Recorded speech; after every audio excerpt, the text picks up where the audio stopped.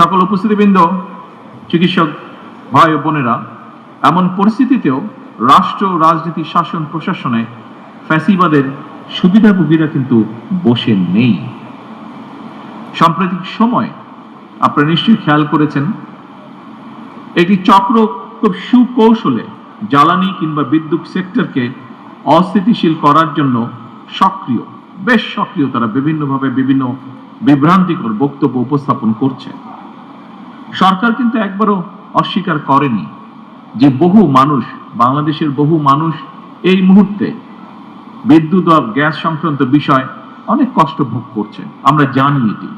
তবে আমি মাত্র উল্লেখ করেছি, আমরা সামগ্রিকভাবে একটি ভঙ্গুর অবস্থা বা ব্যবস্থা আমরা উত্তরাধিকার সূত্রে পেয়েছি। গ্যাস বা জ্বালানি বা পেট্রোল, সামগ্রিকভাবে জ্বালানি খাতে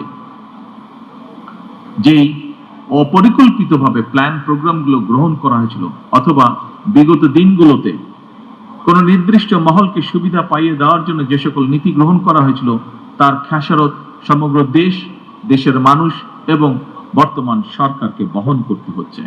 সেজন্যই আমরা এর মধ্যে কাজ শুরু করেছি।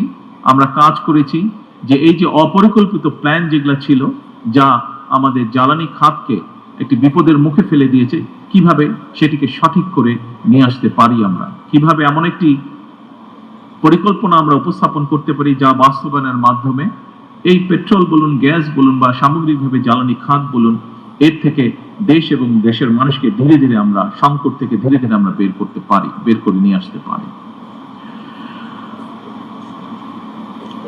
সম্মানিত উপস্থিতিবৃন্দ, সরকার শিক্ষা, স্বাস্থ্য, জ্বালানি সহ প্রতিটি সেক্টরকে স্বয়ংসম্পূর্ণ এবং স্বনির্ভর করতে বাস্তবমুখী পরিকল্পনা গ্রহণ এবং তা বাস্তবায়নের কাজ এরই ভিতরে শুরু করেছে। বাংলাদেশের স্বাস্থ্য এবং চিকিৎসা ব্যবস্থাকে আধুনিক করতে এবং স্বয়ংসম্পূর্ণ করতে সরকার ইতিমধ্যেই প্রথমবারের মতন স্বাস্থ্য খাতে দ্বিতীয় সর্বোচ্চ বাজেটকেও বরাদ্দ করেছে। তবে অবশ্যই এখানে শুধু সরকার না, সরকারের পাশাপাশি সরকারের সাথে সমগ্র বাংলাদেশে আপনারা যা চিকিৎসক আছেন, সেটি উপজেলা পর্যায়ে হোক, জেলা পর্যায়ে হোক, ঢাকা বা বিভাগ যে কোনো পর্যায়ে হোক না কারণ, সকল চিকিৎসককে, সরকারি বেসরকারি সকল চিকিৎসক বৃন্দ আপনাদেরকেও এগিয়ে আসতে হবে। আপনাদের সহযোগিতা, সমর্থন, সাহায্য ছাড়া অবশ্যই সরকারের পক্ষে এগুলোকে বাস্তবায়ন করা সম্ভব হবে না। আমাদের সকলের মিলিত প্রচেষ্টার মাধ্যমে যে জিডিপির যে 5% আমরা নিয়ে যেতে চাচ্ছি স্বাস্থ্য খাতে, এটিকে যদি সঠিকভাবে প্রয়োগ করতে হয়, এর মাধ্যমে যদি দেশ এবং মানুষকে বেনিফিট দিতে হয়, তাহলে অবশ্যই আমাদের সকলকে একসাথে কাজ করতে হবে। এর বাইরেও যত দ্রুত সম্ভব ই-হেলথ কার্ড চালু করার কাজ আমরা চেষ্টা করছি বাস্তবায়ন করতে। এর বাইরে প্রতিটি উপজেলা স্বাস্থ্য কমপ্লেক্সকে 101 শয্যা বিশিষ্ট হাসপাতালে উন্নীত করার সিদ্ধান্ত এরই ভিতরে নেওয়া আছে, যা আপনারা সকলেই অবগত আছেন।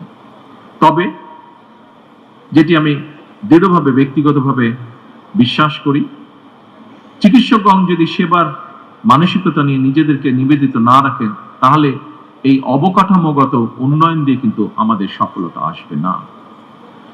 উপস্থিত চিকিৎসকবৃন্দ, সম্মানিত অতিথিবৃন্দ, সকল উপস্থিতিবৃন্দ, আমি জানি দায়িত্ব পালন করতে গিয়ে আপনাদেরকে নানা সীমাবদ্ধতার মুখোমুখি হতে হয়। তারপরেও কিছু কিছু ক্ষেত্রে অনিচ্ছাকৃত অবহেলা বা দায়িত্ব পালনে শৈথিল্য একদিকে সরকারের সামগ্রিক কার্যক্রমকে প্রশ্নবিদ্ধ করে, অপরদিকে চিকিৎসক কিংবা চিকিৎসা ব্যবস্থা সম্পর্কেও জনমনে অনাস্থা তৈরি করে। এক্ষেত্রে দেশের মানুষ চিকিৎসকদের কাছ থেকে আরো দায়িত্বশীল এবং মানবিক ভূমিকা প্রত্যাশা করে। আসুন প্রিয় চিকিৎসক বৃন্দ, সম্মানিত সকল উপস্থিতিবৃন্দ, আসুন আমরা সকলে মিলে এমন একটি চিকিৎসা বান্ধব বাংলাদেশ গড়ে তুলি, যেখানে দেশের প্রতিটি মানুষ মানসম্মত স্বাস্থ্য সেবা পাবে এবং উন্নত চিকিৎসার জন্য বিদেশমুখী হবে না আর, ইনশাআল্লাহ।